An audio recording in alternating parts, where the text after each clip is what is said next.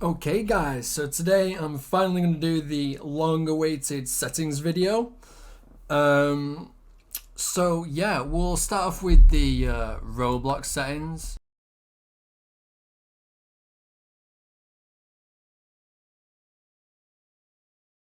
Now, these things I don't think are as important. Like, sure, you can like use the camera sensitivity and then my BB sensitivity to copy my overall sensitivity if I give you my DPI, but really it's mostly the centimeters per 360 that matters. But I'll still give you this info anyway. If you want to copy it, you can. It's your call. So I've got the new Roblox thing, which you might notice is a little different to what you're used to. And in this one, the camera sensitivity values are actually different to the previous Roblox client. Now for me, I have found that 0.1 in the old Roblox camera sensitivity is equal to 0.45 in this one. So let's do some quick maths actually. So 0.45 divided by 0.1 equals 4.5. Yeah, so I gave this 4.5 value to a friend of mine that was struggling with calculating his new sensitivity for this new Roblox, and this timesing it by 4.5 didn't work for him. So I'm afraid I can't help you out on that matter. And the website I use to calculate sensitivities, this one right here, this one doesn't have the new Roblox client, I believe. It still operates off of the old one, so I'm afraid can't help you out on that one at the moment. So yeah, I have 0.45 for my camera sensitivity. Graphics quality is on 6 out of, I believe, let's have a look if it'll let me. Okay, it's just saying no. Oh, there we go. Yeah, out of 10. So I'm -6. I also have a full screen mod thing. So to do the full screen mode, so you'll see my mods folder for Roblox My Business. I've got this folder called ClientSettings, and in there, by the way, all of this I'm going to include a link to download in the description below, and if I can't do that, I will type out exactly what you need to copy paste to make it super easy for you guys. So folder called client settings. In here there's a file called ClientAppSettings.json, and in here there's this thing which and don't worry about remembering that. As I said, I'm going to include a link to download this file below, and I'm also going to type out the things to copy and paste too, in case you feel uncomfortable downloading a file from an unknown source, which is understandable. And then what you do once you've downloaded that file or created that file is you go to your versions folder for Roblox. So if you have a look at the address bar here, so for you it will be SQL users, then your username, app data, local, Roblox, versions, and in here you'll have a folder that's version and then some random long number. Doesn't matter what it is, don't worry if it's not the same as mine. You just open that up and then you paste that client settings folder into here, and you'll have it there. And then when you next open Roblox, what you hit Alt and Enter, and it will go to exclusive full screen. You'll notice it doesn't have the full screen ticked there because that is for borderless full screen mode. Now you're in exclusive full screen mode, which gives you the best performance and the best input delay as well, which is the lowest input delay. Now here is my bad business settings. I'm going to scroll down through these, but I am going to include in the description down below the export file so that you guys can just copy paste that if you want. So yeah, here's this. I don't really care about too much in here. Like the only thing I'd really recommend is disabling map textures for the extra FPS. Disabling ragdoll, because some, like, when I've enabled this before, I've had someone go prone in someone else's corpse and not realize there's an actual alive dude there and being killed by them. So I'd recommend having that off just so you can see the most you can see. I have arms disabled, but that's just a personal preference of mine. I don't really think that it makes a difference. Simplified outfits I have off so that you can see who people actually are. And when I have enabled simplified outfits, I've not found any benefit in FPS, at least not any noticeable benefit in FPS. So I just have it on the normal outfits. Here's my keybinds. I have some keybinds that are probably weird. Some people, like V is to equip my melee, for example. I'll include these things in the description down below.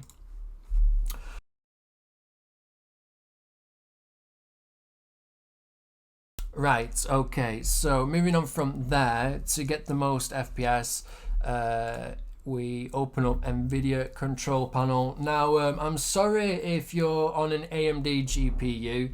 If you're on an AMD GPU, I don't know the best way to improve your FPS on there. I imagine that there is some very similar settings that you can enable within AMD's equivalent of the control panel, but I don't know what they're called.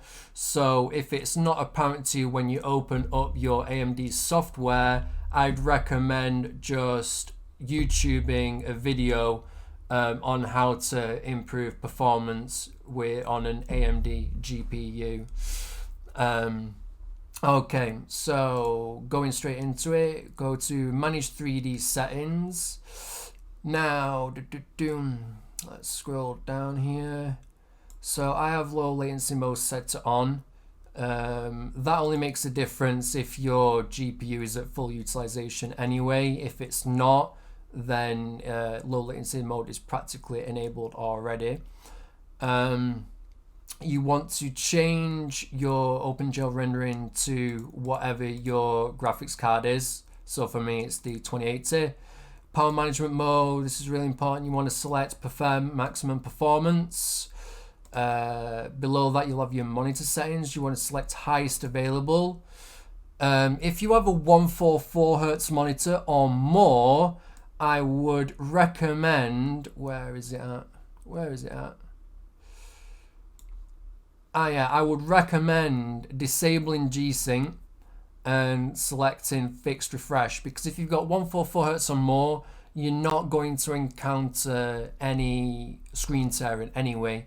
So you might as well select fixed refresh. That way you've got the most refresh rate possible all the time, which even if you're not getting like the 144 FPS, it will still be refreshing and showing you a frame sooner than it would be if it was running at the same rate as your frame rate. Okay, and moving down here, if you select this to on, that will also help improve your FPS. Now, these are my global settings. For my program settings for BB specifically, I'll show you exactly what I have set, because it's actually different to my global settings, because I want other games like single player games to actually look good, whereas Roblox I just want the most FPS. So where is it at? There we go. Yeah, so you can see straight away I've turned gamma correction off, anti-aliasing mode is off. The ones in bold are these settings that are different to my global settings. As you can see, those settings are all the same. Yeah, that's set to on. If you select texture filtering quality to high performance, that will greatly improve your input delay, and it will improve your FPS too. I had a guy say to me yesterday he's got a 3080, but he rarely gets above like 170 FPS, whereas I'm like around 200 or more most of the time. this is how. Texture filtering, trailing optimization, you want that on. Threaded optimization on. Triple buffering you want off. Vertical sync you want off, because that also adds input delay. Now, in change resolution, you want to make sure you got your highest refresh rate selected. I also just click use Nvidia settings, and you want that on RGB, and you want everything else to be on its highest. Here, I mean, that's just personal preference. This doesn't affect performance. This just makes it look better. So you can see I put my digital vibrance on 70%. That just makes the colors pop a bit more. Here's an important one. So for the best input response time, you want to select no scaling. And if you have the option to perform scaling on display, select display. If you don't have this display scaling, don't worry. GPU scaling is still absolutely fine when you've got it selected to no scaling. The display scaling just makes a very slight reduction in the input delay, but it's rather negligible. It's just one of those things that if you do have it, you might as well put it on, because hey, you know, every little helps, right? But if you don't, absolutely fine. You still get a nice reduction in input delay with just no scaling selected, even when it's on GPU scaling. As you can see, G-Sync's off. Yeah, that's about it for the Nvidia settings. Another way that you can also help the performance of your system, specifically like FPS and input delay, is I've downloaded this program called EVGA Precision X1, and this has a really good feature called Boost Clock. And what this Boost Clock does is, you can see when I press it, it forces my GPU to run at its maximum frequency. Now when you're in Roblox, I don't know why, but it doesn't make your GPU boost to its highest frequency. I think this is because of its low utilization of the GPU. But if you run this program and you check boost lock, it will force it to run its maximum frequency, which will not only net you the most FPS, but it will also reduce your input delay as well.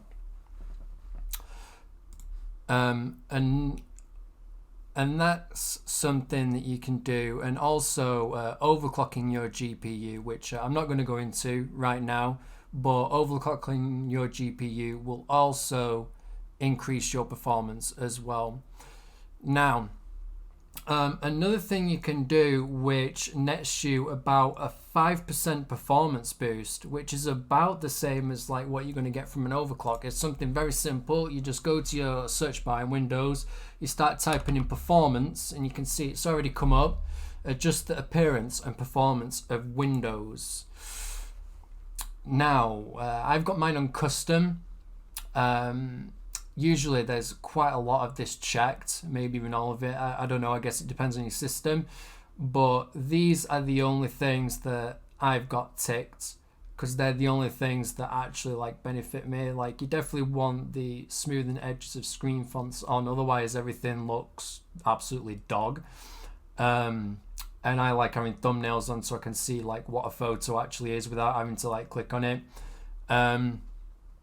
I'd recommend disabling most of this, to be honest. And then there you go. Yeah, you've just net yourself a 5% performance boost, which is effectively like overclocking your GPU, but without having to do anything at all. So unless you care about the fact that you can't see a window when you're dragging it anymore, then I'd enable this.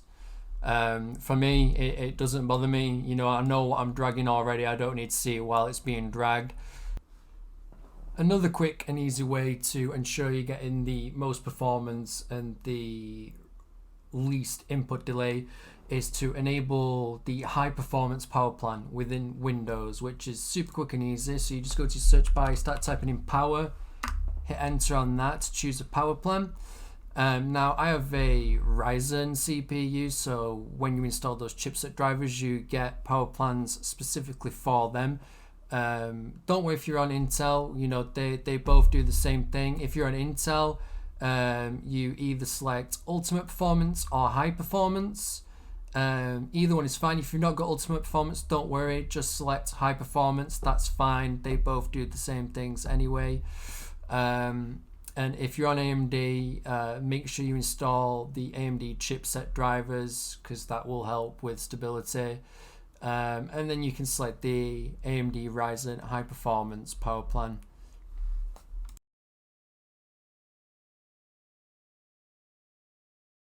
One thing I'd also recommend is using a high DPI. I'd recommend at least 1600 because it does improve your input delay.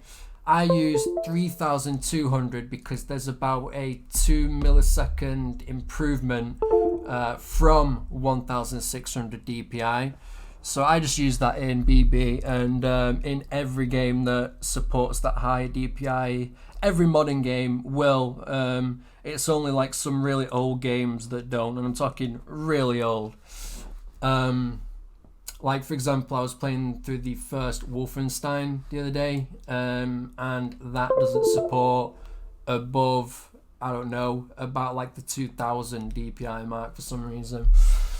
But yeah, I'd recommend using a high DPI for that improved input latency. And if you're wondering what your sensitivity will be at that increased DPI, there's a couple of easy ways to calculate it. So say like you're on 800 DPI and your bad business sensitivity is 100, and you want to change it, your DPI to 3200. You would divide your current sensitivity by 4 because you're increasing your DPI by 4 times. So if your bad business sensitivity was on 100 at 800 DPI, changing to 3200, you divide that by 4. So that would be 25, and that would be the exact same centimeters per 360 distance. And if you think that that's a bit fiddly for you to calculate, you can always use this website right here to calculate it. As you can see, this is what I use. Just bear in mind though what I said earlier about the old and new Roblox client using different camera sensitivities. So as you can see, I've got my old camera sensitivity in here of 0.1, and you probably noticed it was 0.45 when I had my Roblox client up. That was just what it was on by default when I opened up the new client for the first time, and after a bit of fiff-faff, I realized that 0.45 was actually the equivalent of 0.1 for me. So that's just something to bear in mind. So yeah, if you made this far, thank you for watching, guys. I hope you enjoyed the video, and I hope these settings help you out too. Leave a like if you liked it, and if you find these settings have helped you out and you've got an FPS boost, please leave a comment down below and let us know the kind of performance difference you get and what hardware you're running. That would be fantastic. I'd love to see the benefits that you guys are getting. So yeah, that's all for today. Thank you very much for watching. If you've made it this far, I appreciate you all, and have a fantastic day. Take care.